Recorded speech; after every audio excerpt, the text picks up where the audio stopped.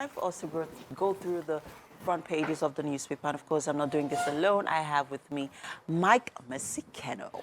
You know, sometimes you have a beautiful smile. I have a beautiful smile, Mike. It's not sometimes, it's Atiku, all go the ahead, time.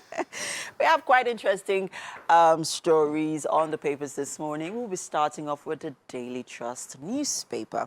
And making the headlines here, it's the major one, by the way. Nigerian pilgrims asked to deposit 4.5 million naira for 2024 Hajj. And on the riders here, dollar fluctuation are major problems, says NACON. And Nigeria may not fill Hajj slots and provide support to pilgrims. Sheikh Fuad. And I'd like to talk about this, man. You know, there has always been that debate over if pilgrimages should be subsidized. Yeah. That has always been a running battle between running discussion and all of that. I, for one, would say, you see, it's about priorities for any government or whatever. Businesses. I know that the present administration has subsidized fertilizers and also seeds for farmers. It's okay. It's okay if you have some form of money there by the side. I feel like, number one, businesses should be encouraged. People are talking about value-added tax that it should be decreased. I mean, I was talking to somebody who said, I think it was Japan, who just increased their own to 5% and said that 7.5%, which is Nigeria's value-added tax for a developing country, might just be too much. Sure. You have developed countries that even have as high as 25. You know, so for me, yes, for businesses, definitely you need to encourage small and medium-scale businesses.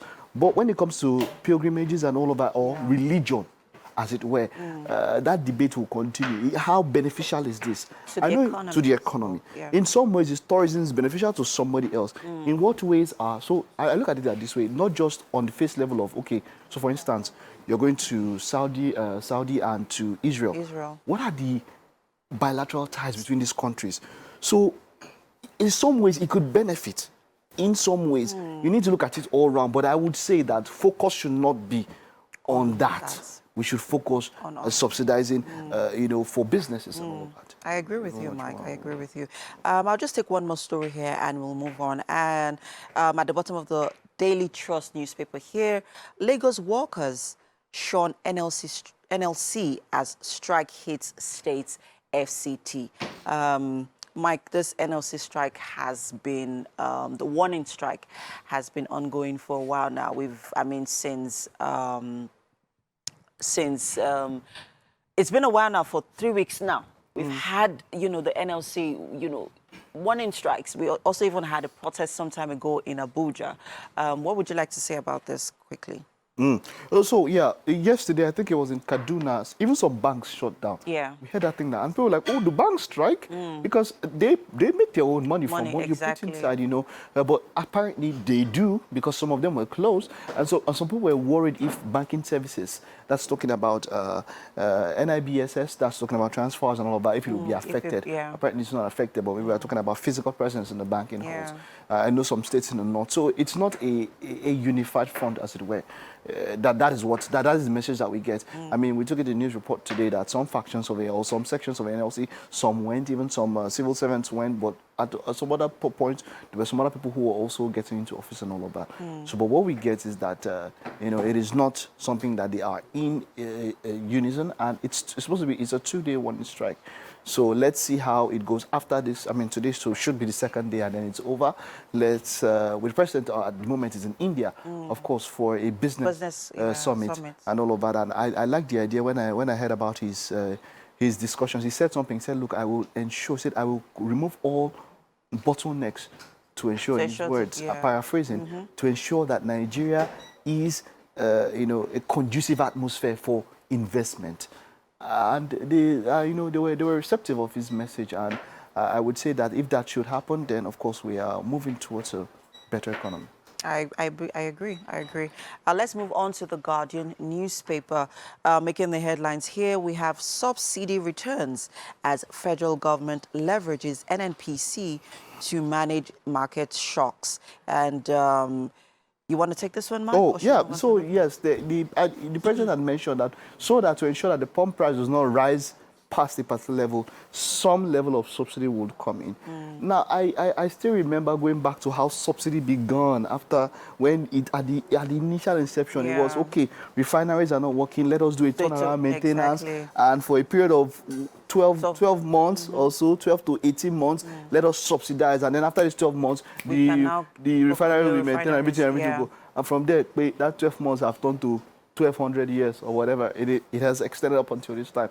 I would say we need to strengthen other areas. We need to, at the end, I've always said it's just something very simple. For us to strengthen an area, we need to export. Yes. Simple. We just need to create value. And give out. And that is it. It all boils down, as much as there are so many metrics surrounding it, in the basis and the simplest terms, we just need to export. I agree with you. Far much more. I agree with you. So I'll just take one more story in the Guardian newspaper, and it's police on red alert as Nigerians await tribunal's ruling on presidential election.